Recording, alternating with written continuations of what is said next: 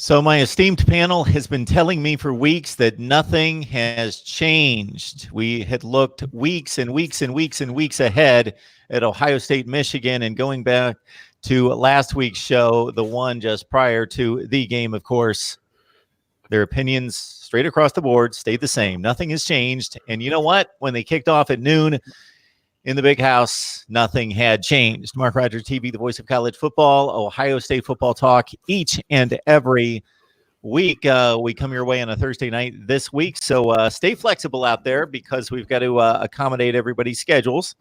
And we do our best to bring you the best in Ohio State football discussion with Kevin Noon from Rivals, Buckeye Grove, and also Tony Gerdeman, who is diving in the deep end.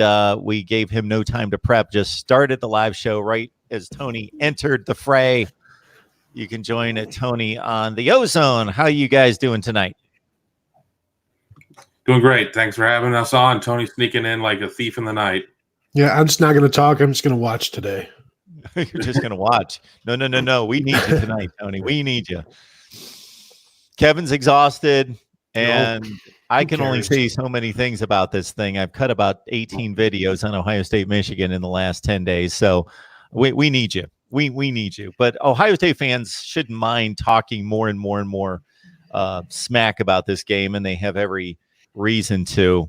So after a big game, I've often asked you guys, what surprised you, what took you off guard, but based on what you both had to say prior to the game, I don't really think that there was anything there, Kevin. No, I mean, I felt that Ohio State definitely was the better team and was going to go out and impose their will. I didn't see them getting into the 50s, to be quite honest. So that was a bit of a surprise. J.K. Dobbins, they're riding him right now. He's getting hot at the right time. Before the Penn State game, didn't have more than 24 carries in a game. Now has got a couple of games with 30-plus carries. I expect that to continue this week. And, especially with some durability issues with Justin Fields at quarterback, with him going down on the field a couple times and having to wear the bigger, less mobile steel knee brace and not necessarily being the same runner in that brace as he is in the lighter one. I think that they're going to have to, continue with that. So, and I think that with Michigan getting back into that game, when you look at their offense, it was exactly what I expected, that they were not going to be able to run the ball, that they would have some success throwing the ball. Ohio State would make some adjustments, wash, rinse, repeat, and that's what happened. Yeah, and this one always comes down to, can you run the ball? And we knew going in that Michigan can't run the ball. And not that they can't run the ball against Ohio State. They can't run the ball against Maryland. They can't run the ball against Indiana. They can't run the ball against anybody. So how in the world were they going to run it against Ohio State? And, I heard it from Michigan fans that they're throwing the ball so well. Not just Michigan fans. National media guys talking about how Michigan's offense has turned the corner since the second half of the Penn State game. It's a meme at this point. The second half of the Penn State game. They really didn't do much. They threw the ball well. They still couldn't run it. And if you can't run it, what kind of offensive turnaround do you have? You're just throwing the ball a bunch, and that's not going to do you anything. If you go into the Ohio State-Michigan game one-dimensional, that dimension better be running the ball. If it's passing the ball, your quarterback will eventually be abused and get taken to task. And Shea Patterson came out pretty well, compared to what some quarterbacks have. But Ohio State has shown you this entire century, if you want to win this game, you run the ball, and that's something Michigan hasn't been able to do since Denard Robinson was around. I'm going to play devil's advocate just because Michigan needs some kind of support and some kind of representation here to some extent. And I hate to be the guy to do that. No, they don't. 28-16 at the half. Obviously, some had said, and it's easy to say after the game, that Michigan should have went for the touchdown on the second of the field goals instead of kicking the field goal. 28-20 would have looked different, obviously, than 28-16. There were also a couple trips in the red zone, one in which they did kick the field goal after recovering a fumble. The other, obviously, Robert Landers jumped on the Shea Patterson miscue in which he took his eyes off the ball, didn't catch the snap. And so Michigan did throw for 250 in the first half, did throw it effectively, minus Sean Wade in the Ohio State secondary, and had their opportunities. Of course, they kept a drive alive for Ohio State once the defense had stopped the Buckeyes on a 4th and 4, which the special teams jumped off sides. So there were those glimpses in which you could put together a few threads in which that would have vaulted Michigan into a pretty close game at halftime. Well, I think it was a close game at halftime, but when you're saying, well, if Jim Harbaugh would have gone for the touchdown instead of field goals, I mean, that would have been great for them. They should have. You can't beat Ohio State with field goals, and if you think you can, I'm going to remind you that Jim Tressel is no longer the head coach at Ohio State. He was a few coaches ago. You could beat Jim Tressel with field goals, provided you played an almost flawless game. If you think you're going to beat Ryan Day with field goals, you're going to have to kick about 20 of them. So if you think you've got enough possessions and you think you got a kicker who's going to hit all 20 of those field goals, go for it. But yeah, Michigan made some plays. They did some things, but there's two halves, and to turn the ball over like they did, you have to expect that because that's what Shea Patterson does. That's what Michigan does. And so, yes, if Michigan would have played a flawless game, they may have been tied at halftime. Tony, let's brush up on the metrics. 19 field goals would have been 57 points. They could have gotten away with that. But Ohio State would have been able to – they would have kept trying to score in the fourth quarter even more. So I would still think, 22 or so. Exactly. And Quinn Nordine, not exactly consistent. They miss an extra point. I mean, they're going to kick 22 field goals after they kick the extra point. I think not. So, and – we know all about missing field goals and extra points. We could just talk about that Ole Miss game earlier in the week in the Egg Bowl and that whole situation. But, it is a 4-quarter game. And being close at halftime is a great moral victory. It's the September Heisman, but you're not winning the game. And Michigan's got a trophy case full of September Heismans. But Ohio State made the adjustments and really was able to, put its foot on the accelerator when it needed to, make some big plays. J.K. Dobbins, 4 touchdowns, a career high for him. Justin Fields, 302 yards, if I remember right, 4 touchdowns there.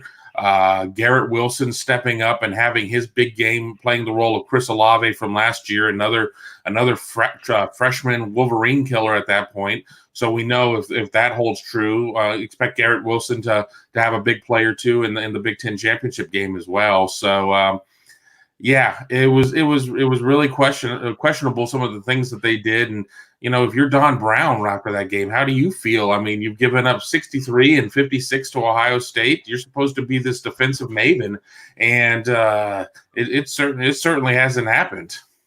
Against 95% of the country, 98% of the country, I think he is.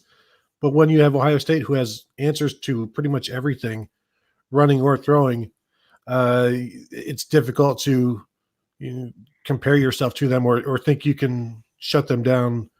But yeah, they've been getting lit up these last 2 seasons more than they should. And I've seen Michigan fans kind of are okay with the rumors of Don Brown going back to BC. Like, that would be fine. And, we saw what new blood on defense did for Ohio State this last year. I still think Michigan needs more talent and, more talent on defense, which Ohio State had the talent. And so the coaching comes in and everything goes great. Michigan could maybe get some better coaching, but I don't know how much better the talent's going to get in a year. Yeah, the cycle is not immediate. I mean, they have a great defensive player in Daxton Hill who, he can't come on quickly enough for them at that point. Devin Bush, Chase Winovich, Rashawn Gary, they're not walking through that door except for alumni functions for, part of that 0-4 against Ohio State club, reunion that they'll have. But, aside from that, they're out of eligibility. I mean, fake mustache and bad glasses or something like that. Maybe they can sneak their way back out there. But, that's not taking anything away from the dudes that they got right now. But they gave up 63 last year with a much more talent-rich defensive squad. So, maybe I should have seen 56 coming because it wasn't a case of that they were going to out-athlete Ohio State, because they weren't going to do that. Maybe I was just buying into that they'd all bought into the scheme and they were playing well, but it wasn't necessarily a case that they were that they were getting everybody to the ground when they should and whatnot. Ohio State, as Tony said, had an answer for every adjustment that they made. Ohio State, was playing 4D chess. Yeah, that alumni club, they keep having to change venues to get bigger rooms each year, because they keep growing beyond what the fire marshal allows. And so this next year maybe they just go for like a big banquet hall. That way they can keep it for a few years. How about Comerica Park? Come on. Tony, you made the comment that this is a better defense or different defensive personnel. Are you referring to the players on the field? Or are you referring to the coaching staff defensively? For Ohio State or Michigan? Yeah, Ohio State. Yeah, I mean, it's pretty much the same defense, but it's the coaches that changed everything and made everybody better and put them in better situations. And yes, you can put Michigan's players in better situations, but they don't have a lot of difference makers. Guys who can go and make plays regardless of what scheme or whatever they're in. I mean, who on the defensive line do they have? Aiden Hutchinson, who maybe should move inside rather than playing defensive end because he may not be quick enough for that. Kwity Paye, who sometimes does stuff and sometimes disappears for weeks on end. Defensive tackles, they had like maybe 3 that play. There's not a lot of talent, not a lot of depth. They got a freshman 5-star Chris Hinton on a defensive line. He played a little bit this past week, but was a non-factor all year long. They need to recruit better than they have been. The bottom half of their classes are usually not very good, and the top half turn over way more than anybody else in the nation, way more than they should. A lot of misses, a lot of medical guys. On the other hand, they might be able to find somewhere off someone. Right. It's just really odd. I mean, you sit there, you don't see a lot of overlap in terms of Michigan's recruiting board and Ohio State's recruiting board. And Michigan, you do you recruit the guys that you need and whatnot, and who you think is going to fit into your scheme. But, at some point,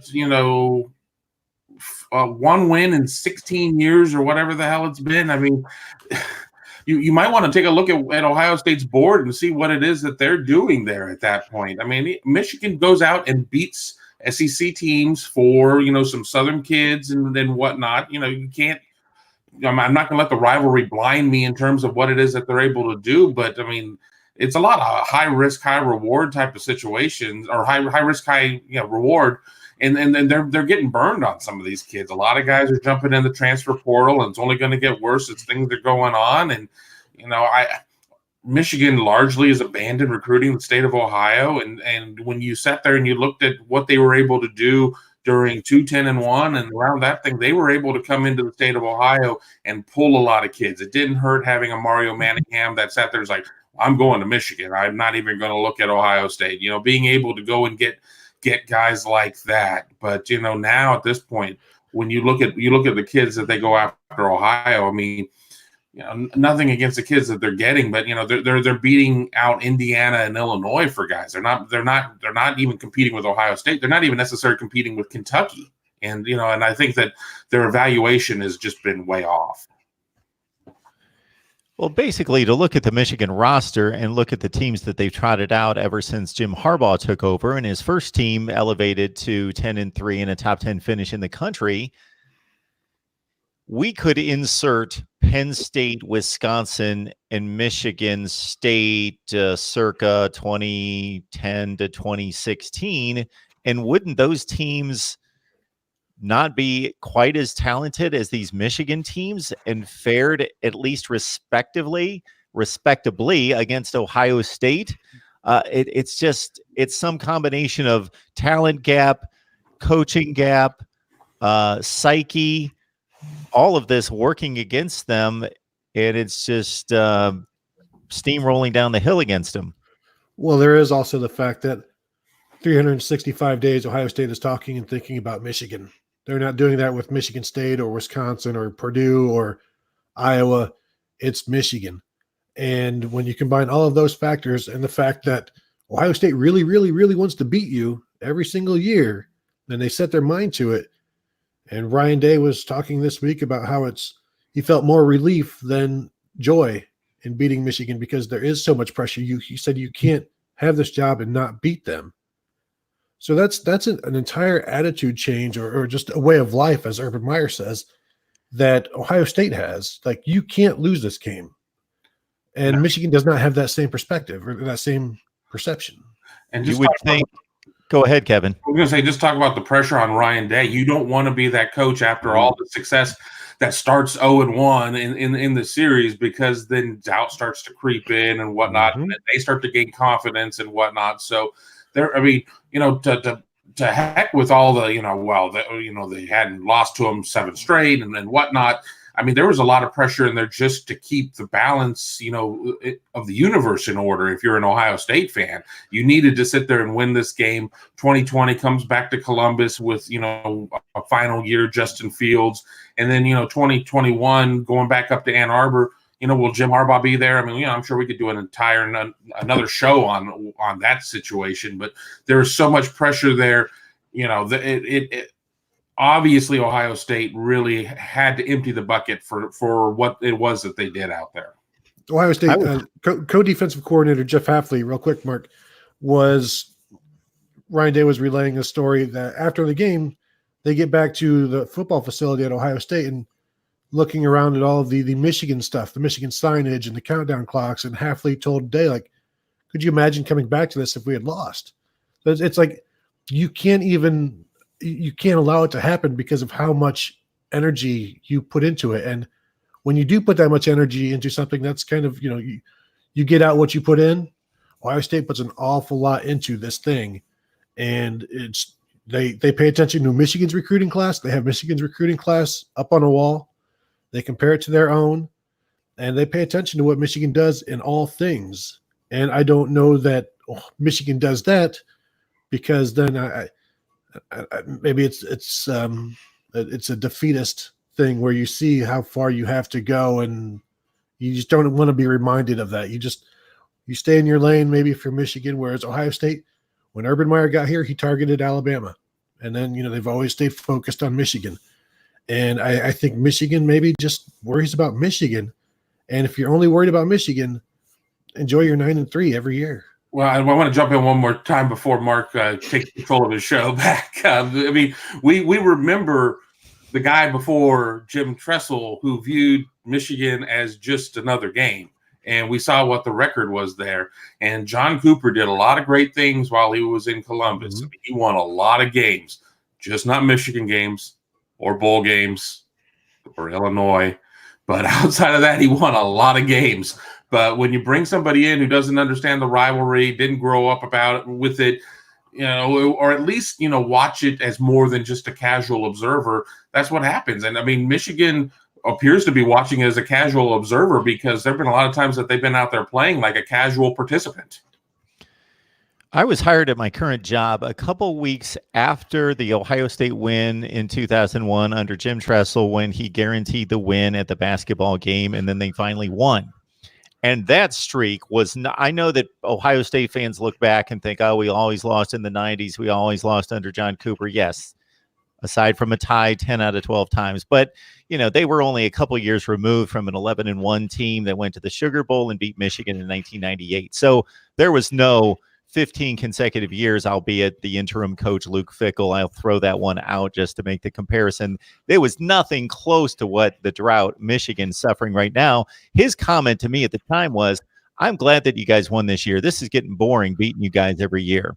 Well, to make the comparison between what Michigan was doing to Ohio State in 2000 and those preceding years versus what's going on now, there is no comparison in the dominance. It's not even close. And again, Tony is highlighting what Jim Harbaugh is doing at Michigan as being this 9-3 treadmill, basically. Ohio State was going into those games top 5 in the nation 4 times and, having their season ruined. So they weren't a top 15 program that happened to be not as good and not ready for this game. It's just an oddity that this continues to be a focus for Ohio State, and the psychology that Urban Meyer and, well, Jim Tressel started, but Urban Meyer was able to take the handoff appropriately and just continue it. And now Ryan Day, that they can sell these kids on this game being this enormous and this huge, when the natural inclination of a 20-year-old would be, what are you talking about? We're Ohio State. We kill these guys all the time. What's the big deal? We're going to do it again, just to stay that laser focused. And for Ryan Day not even to have grown up in this rivalry and to take it on. I know you guys were at the stadium, but I don't know if you saw the post-game interview by Fox after the game at midfield. I've never seen Ryan Day so emotional. You could tell, to your point, Kevin, he carried the weight of the world on his shoulders, and he mentioned the responsibility of winning this game. So he felt it. He felt relieved, and he knew this is vital. Oh, absolutely. I mean, you have the backdrop of, you sell this to all these recruits you bring in. Obviously, this game was on the road, but I mean, it's about the game and the gold pants and everything else. And you have this tremendous backdrop, and you come up short in it. I mean, as a first-year coach, people will sit there and say, "Well, is he just really riding the coattails of Urban Meyer in terms of the cupboard that he had with all the kids in there? What's it gonna be like when he has to stand on his own 2 feet?" But now that he's able to go out there, he wins his first one in very convincing fashion. He's putting together a tremendous recruiting class of his own. I'm hearing a lot less people, except for the true haters out there, trying to call Ryan Day Larry Coker. My son, when he watched the first touchdown scored by Michigan, actually cheered. He cheered, and it wasn't a mock cheer. It was he actually cheered, which I can't understand that. I hope you grounded him. I hope you grounded him. Well, he's 23 years old. I'm kind of past that point. I could have kicked him out of the house, I guess. I want to watch the game with somebody. I think you still ground him. He tells me every year, you get up for this game, you sell it, you show me the hype videos. I see all the hype videos and everything a half hour before the game, and he goes, you old people are still psyched out by this game.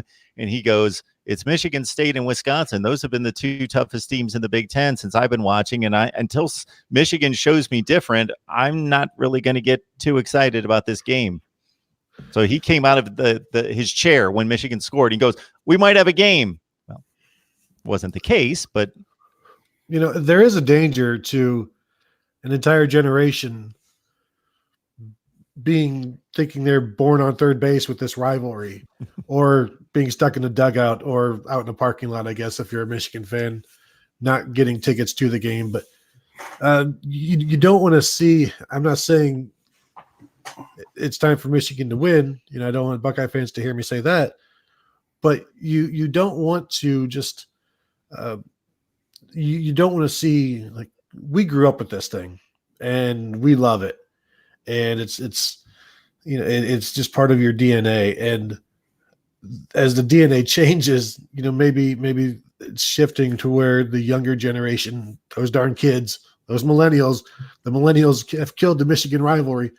You hope they still keep an appreciation for what this is, because when you look at the football facilities at Ohio State and you talk to the players and the coaches, it's a part of them. And it's one of the reasons they do what they do is because of that game, and to be in that game with their brothers. And it's a real live thing. And if people on the outside lose sight of that, that's unfortunate for them.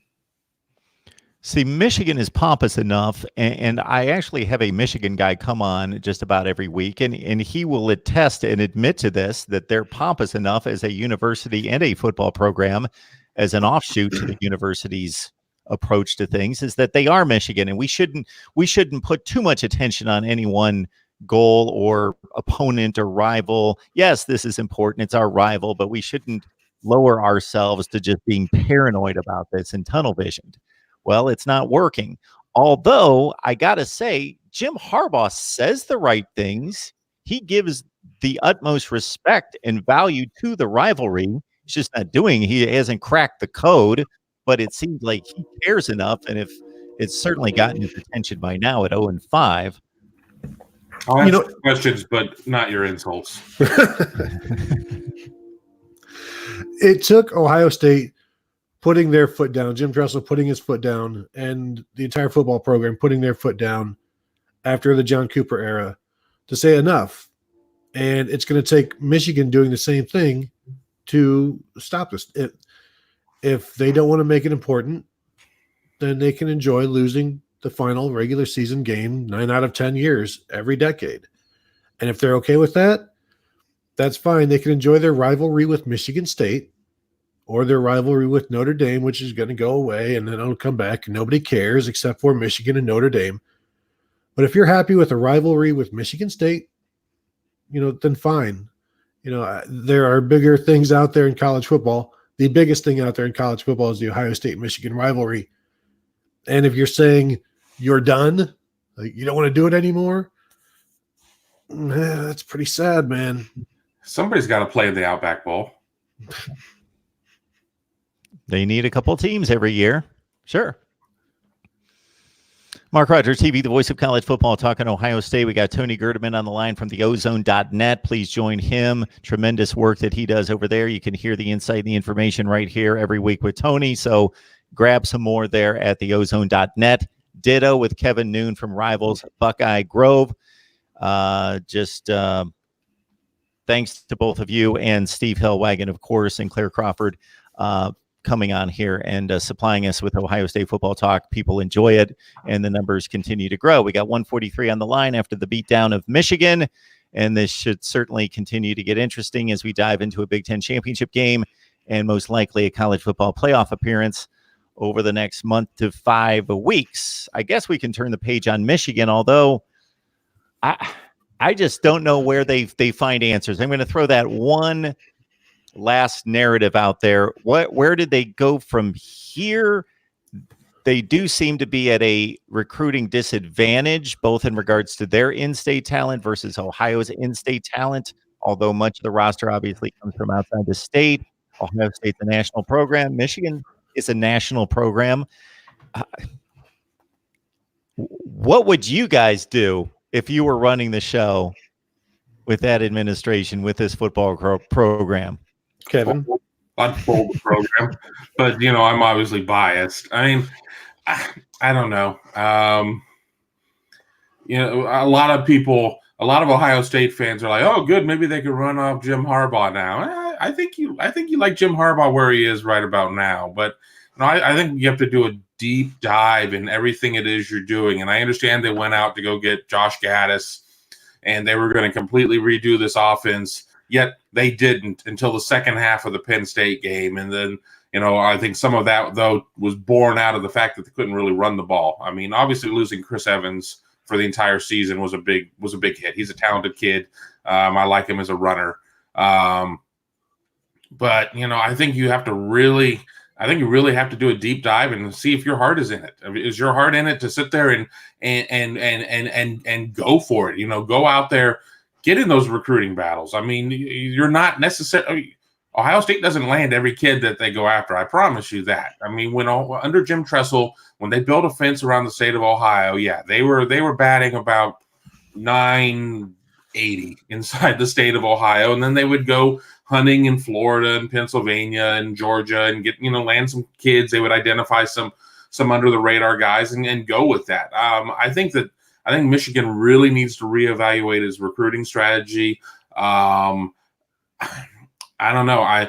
I'm not one to go in and be saying, hey, you need to shake up the coaching staff. But, I think we're seeing a lot of the same things happening over and over again. And if you're trying to elevate this, you may need to sit there and take a look at some of the people that you have going there, because I don't see the development at Michigan that you see at other Big Ten schools not named Ohio State even. Let's just not even sit there and make this an Ohio State versus Michigan thing.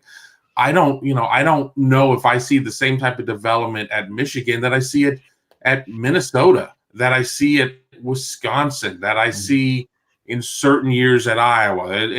Iowa is, they ride the wave up and down a lot. But, I don't know. There's no simple answer there, but what they're doing right now is not working. They're just beating their head against a wall. And while it's really funny for Ohio State fans to watch it, I mean, I've watched enough Michigan podcasts and listened to them and seen all that I'm almost starting to feel bad for them. Almost. Hey, Tony, before you jump in, I want to address the comment on the screen. So Dennis Wilson says, real cocky talk from Ohio State, 9-3 not so long ago. It was you all. Okay, Dennis.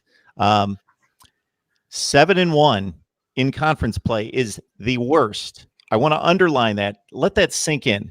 7-1, the worst under Urban Meyer / Ryan Day / Jim Tressel without an interim coach in conference play since 2004. That's the worst record.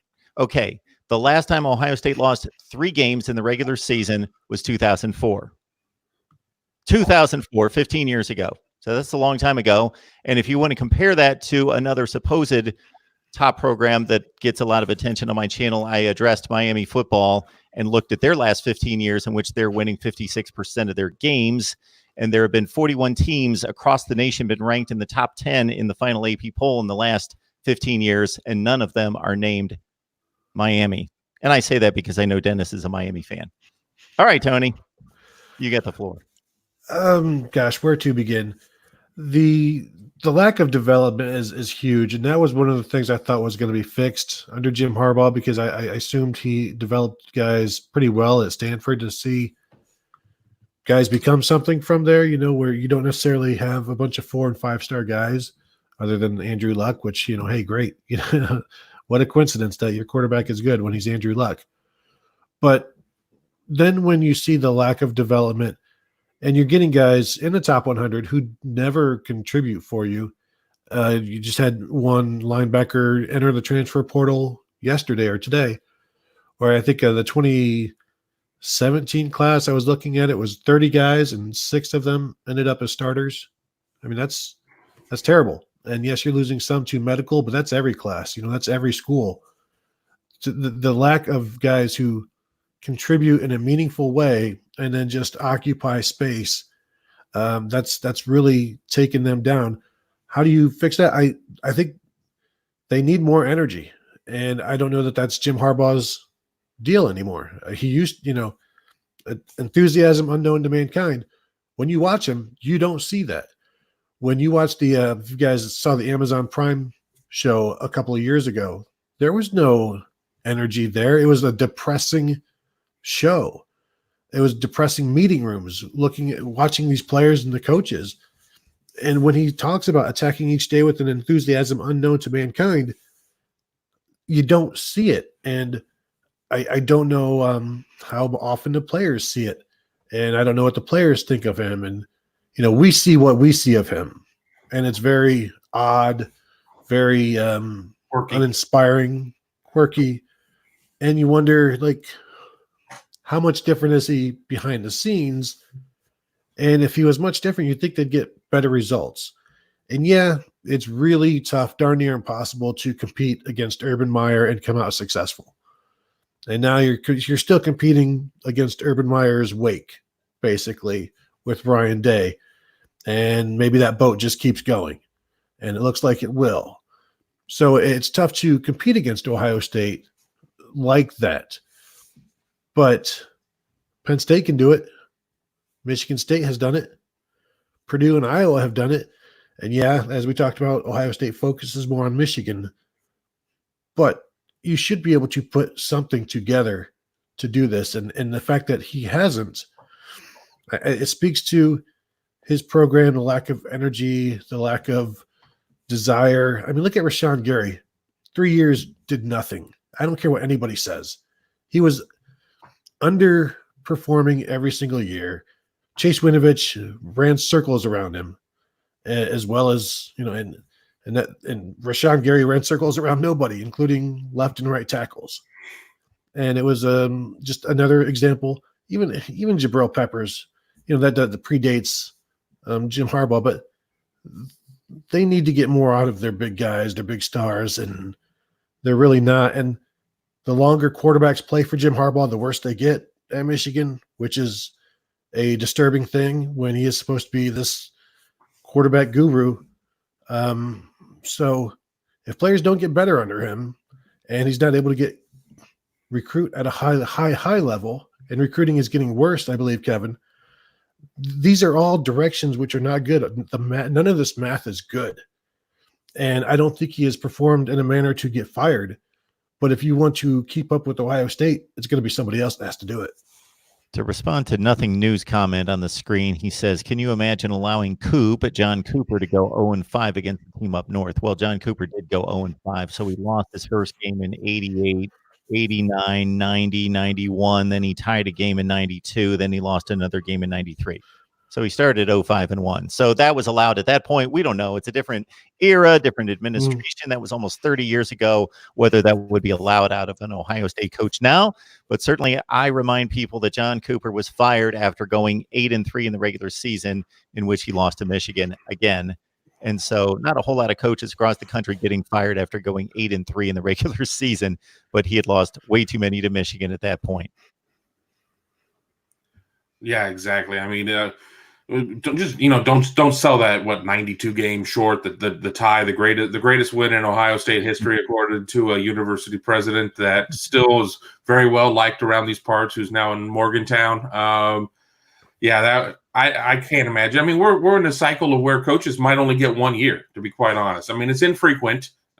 2 seems to be kind of the basement right now, but we've seen 1. Remember, coach at Southern Miss only getting 1, a former Auburn assistant. You need to perform quickly and I mean, especially if you don't have a direct tie into your school. But Jim Harbaugh certainly is doing enough to he wins all the games that he's supposed to win, maybe save 1 here or there, but he loses all the games that everybody expects him to lose, maybe save 1 or save 2. But one other issue too is that, look, I understand that we have turnover chains and, hard hats and lunch boxes and whatever the heck out there.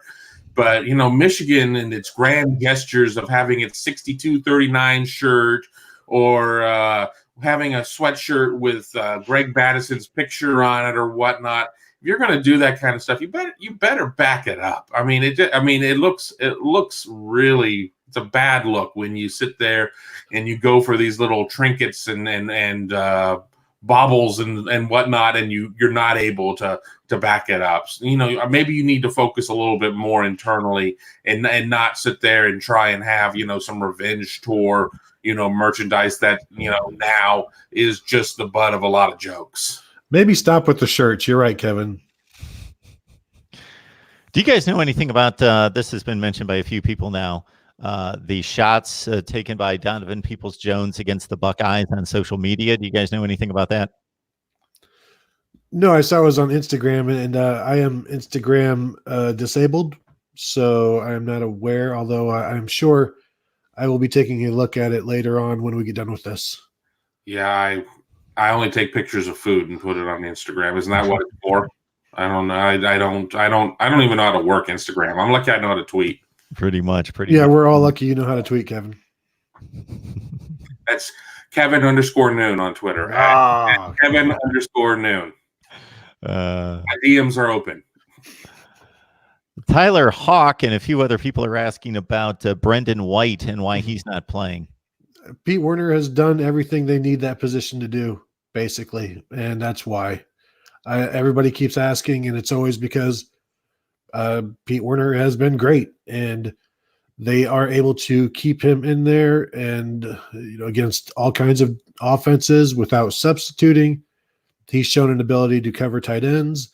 I know people get upset about Pat Freiermuth having 6 catches or whatever, but it was like 40 yards. Michigan exploited him a little bit, but I don't know that Brendan White would be doing better in that. And Kevin, we talk to these coaches. If they give you if there were a list of players they love the most, Pete Werner might be at the top because he does everything they ask him to do. And he knows at times he's being put in a situation to fail and does his damnedest to make a play when he's lined up out wide against a tight end that, is a mismatch against most linebackers. And last year he had situations where he had to be lined up against receivers or running backs. Fortunately, they've kept him from that situation this year, but he does everything they need him to do. He even will rotate back to deep safety. And this is a guy who's 6'3", 230 some odd pounds. And I understand why people want to see Brendan White, because he's the Rose Bowl MVP and he almost saved the season last year for them. But this is a defense with one deep safety, not two. And so there's no place for him at safety. And the bullet that they created for him is unnecessary because of Pete Werner. Well, and the thing, too, is that look, I like Brendan. Brendan's a great kid. I watched his dad when I was younger. I mean, William White, great Buckeye. But when you're talking about a team that's 12-0, that leads the conference and most of the defensive categories, is among league leaders or national leaders in these categories. You can't get everybody out there all the time, and that's the thing. Hey, why isn't this guy playing? Why isn't this guy seeing more snaps? Well, I mean, I'm just not sure. Something's got to give at some point. Who are you going to have out there less? I mean, okay, well, they need to have Baron Browning out there more than Tuck Borland. They need to have Brendan White out there more than Pete Werner or whoever. It's always going to happen. It's just the natural cycle of how these things go. I understand it, but I always tell people to just take a breath, take a pause, and see what the product is at this point. And yes, while you would love to be able to get more players out there, Alabama tried to have more than 11 guys out there, and we saw what happened. They ended up losing a game because of it. But bump. So trust the coaches. Trust the coaches. As long as it's not Greg Schiano or Bill Davis. We'll get to see our buddy Greg Schiano again every year. Keep chopping that wood. Yep. He is the one guy that has won some football games at Rutgers over the last 100 years. There's only been basically one guy, and he was the guy, regardless of not really handling business off the field. He did a decent job on the field. So we've got a rematch, and I'm going to give myself some homework to do, and I'm going to post a video in which I look at conference championship game history rematches to see if there's any trends that we can find in regards to the team that lost in the regular season coming back to win. And then you got to be careful with putting too much in a given metric, because you got to look at each situation and who was the better team in the regular season, blah, blah, blah, but to see if there's anything there. Ohio State is definitely the better team. They won by 31. They're a 16-point favorite in the Big Ten championship game. Kevin, is there any reason to believe that it's going to be any different in an impactful way in Indianapolis? Short answer, no. I mean, it's going to be they played in less than stellar weather conditions in Columbus. While this game is not going to be in Columbus, according to something I read from Joey Kaufman from the Dispatch, according to one of the ticket vendors, they're saying something along the lines of 93% Ohio State fans, 7% Wisconsin fans.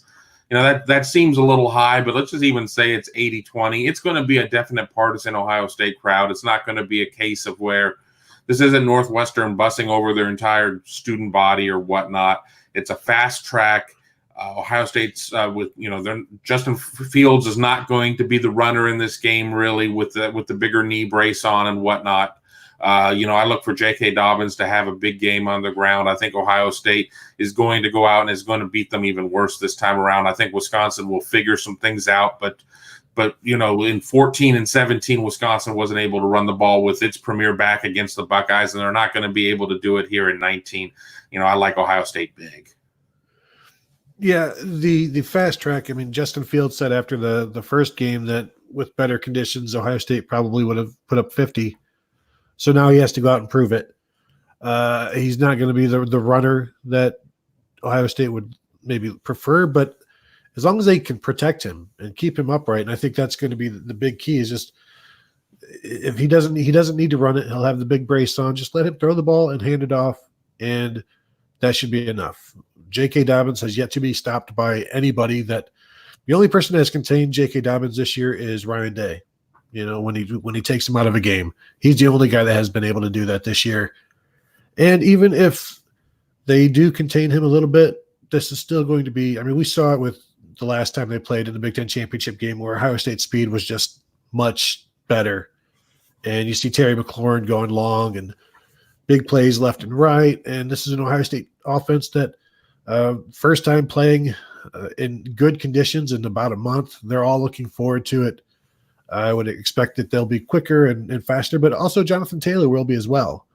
You know, he had to play in those same bad conditions, but I think in 2 games now he has rushed for a total of 92 yards against Ohio State, which is about, probably 50 or 60 under his per game average in his career. So if they can hold him under 92 yards this week, I think they'll win big, and they should win big enough to once again impress the committee. Kevin, you made a comment earlier that you had expected J.K. Dobbins to. I want you to clarify. Do you expect him just to have big production against Wisconsin like he did against Michigan and Penn State, or do you expect him to carry the ball? You mentioned over 30 times the last 2 weeks to get that kind of workload again. I think 30 is very much in play there. I mean, they've definitely against their last 2 opponents and great run defenses like Penn State and Michigan. I mean, they've had to give it to him more. We haven't had as much of the rotation with Master Teague. I mean, he's had a little spot duty, but I think, I definitely think this could be a 33 carry game, 3 touchdowns, $175, $180. I mean, I wouldn't be shocked if it's 200. And I'm basing that just off of the sheer fact of what did Ohio State run for against Wisconsin on a soggy track? Was it 264 or something like that? So I don't feel like I'm really getting out of the realm of realism there. Plus 2, I think that if this ends up being a 4-quarter game, which I'm not convinced it's going to be, they're going to keep them in there a lot longer. And once that Ohio State offensive line really starts leaning on the Wisconsin front, I think the holes are going to be there, and he's going to just be able to take it off and have like a Zeke Elliott type of game.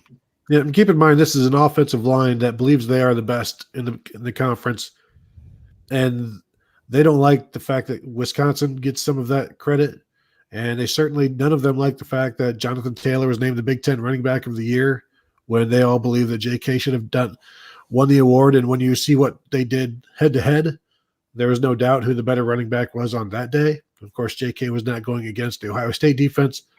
I believe he was only going against maybe the number 1 rush defense in the nation at the time. But there is some of that, just that whole pride factor where they want to prove, and we saw it the first time. They wanted to come out and prove who the best run game was. And with this game being maybe more on JK than Justin Fields because of that knee and not wanting to involve him in that running game, yeah, I could see 20 carries in the first half pretty easily, and then whatever else they need after that. I mean, you've got a few weeks off before your next game. Right. Yeah, so that's the good thing, is that they can sell out, players can sell out, and they don't have another tough game coming. And that leads me to this question. So they sell out against Penn State. By all indications, it was a hard-hitting game that they had to play really well, and that was the first big opponent that they had played in several weeks. So they sell out for Penn State. You're always going to sell out for Michigan, so there's always concern. Can a team get up for another big game the week after a big game? But when it's Michigan, they, of course, sell out again 3 weeks in a row. They got to get ready for a 3rd consecutive difficult opponent. Now, they didn't get taken to the wire last week, but it was emotional. They put it all on the line. They played hard. It was a game at 2 scores with whatever in the 4th quarter. To an extent, I'm stretching it, I know, but it was a tough physical game. It was a big opponent, and it was obviously emotional. So it is a 3rd consecutive game they got to get up for. It's a big ask. I mean, but I think, and I don't want to sit there and compare 18 to 20 and 21-year-olds to the NFL, but I mean, you sit there and you get into the playoffs and whatnot, and you got to go week to week to week and win these types of games. So I mean, it's not unprecedented, but I mean, we're talking about younger players who are student athletes and got a lot of stuff going on, exams and whatnot. But Ohio State. I mean, I think it's more of a concern of Ohio State not just sitting there putting in the tape of the first Wisconsin game and looking at that too much and saying, well, we already got these guys beat. I mean, I would rather them worry about having to get up and be able to sit there and do this for a third consecutive week, other than saying, well, we're just going to show up and be 31 points better. And Ryan Day has talked about this week and in the past, explaining to his team they've been gearing up for these 3 games all season long. This was the plan. And so he said, I think it was today on his radio show, that they'll be ready because this has been the plan all along, and they have been preparing, setting their sights on these 3 games, knowing how difficult it was going to be. And so they've been ready for that, gearing up for that, and this is part of the plan. And yeah, it's going to be tough. And I think over the years, you talk to the players after the Wisconsin game, and it's always the one where they feel it the most. But maybe that's best. Maybe it's a good thing it's the last game rather than the first game. And yeah, there's going to be some hard hitting, but like we said, three weeks to rest. But it's not out of the blue that this game is here. It's been on their schedule. They put it on the schedule in the building, the Big Ten championship game. So it's not a wish like like on Michigan's walls. It's like, hey, dare to dream. If everything goes perfectly, we can play. No, this is just a 13th game every year for Ohio State, and that's the way they look at it. Now the Big Ten does them no favors by putting Penn State ahead of Michigan. They don't treat their teams like the SEC does and gives them some breaks here and there. So yeah, it's a 3-game stretch that they've been preparing for, and it's one of the most difficult in the nation. But that's where they're at Ohio State. Anthony Manzano, you sent me a question. I appreciate you sending a question and restating it. I just don't understand it. So that's why we're not answering it. I just don't know what you had to say. Something about athletic directors and coaches, and it made no sense to me. So Anthony, maybe I'm just not reading it correctly. Take your question, reword it, send it to the comments section. I'll address it at some point. All right, let's get a score out of you two. Before Kevin goes, you don't accuse me of stealing yours. All right, you gonna let me go? Yes. I'm gonna go 45 to 21. I think Wisconsin does a little bit better on offense. Jonathan Taylor maybe hits a big one. Sean Wade still a little bit dinged up. We'll see how that goes. We'll play a bunch of 4 linebacker sets, but yeah, I like 45-21. Try to keep Justin Fields healthy. Kevin, go. Well, the way I look at it, I've already said Ohio State big, and I'm picking a much bigger score. I picked for the first time around, I picked 38-17, so I was right on the 38. I was, gave them a little too much credit on offense. So I'm going to, they are playing indoors. Justin Fields said, we can get to 50. I'm not picking 50, but I'm going to get really close to it, though. Ohio State has done a great job of taking Wisconsin running backs out of games, be it in Columbus, Madison, Indianapolis, Mars, wherever. The Badgers aren't going to have A.J. Taylor. It sounds like the only guy who put up any points against them last week. That's going to be a big hit. Is Quintez Cephas and Jake Ferguson going to be able to do enough? Or are they going to try and jet sweep Ohio State to death? The Buckeyes better be ready for all that. When it's all said and done, though, I think Ohio State's defense is going to come out there with something to prove, give up a few more points, but I like it in the range of 49-13. You can get my selection on the Big Ten championship game and the rest of the Power 5 games. And heck, I'll pick them all. Why not? All 10 conference championship games, since there's nothing else to select this week. 12-8 against the spread. Last week, that's 60%, close to 60% on the season against the spread, 78% straight up. So grab the link in the description section below of any of the videos. And forget the predictions. It's beyond that. Just join our community there. Get the exclusive live stream each and every week. Tony Gerdeman from the Ozone, Kevin Noon from Rivals, Buckeye Grove. These guys do an exceptional job and donate to us basically an hour plus of their time each and every week. So please, in the future, consider showing them some appreciation by getting over to their sites. And, of course, like, comment, share the videos, and subscribe. Right here, Mark Rogers TV, the voice of college football. Guys, enjoy the game. The trip to Indianapolis, what's it about? I'm going to guess about 2 hours and 15 minutes. No? I live on the east side of Columbus, and if I really hammer it, I can get there in about 3 hours. I've done it. Okay. I've done it a little bit less, but don't tell the popo. Yeah, no, it's about 2:45, 3, depending on where the hotel is. Yeah. Okay, I've never made that drive. I was just spitballing it. And construction on 70 is not always great. There's always construction in Ohio. You can count on that. Orange barrels all over the place. Gotta love it. All right, guys. Appreciate you stopping by, of course. Absolutely. Anytime.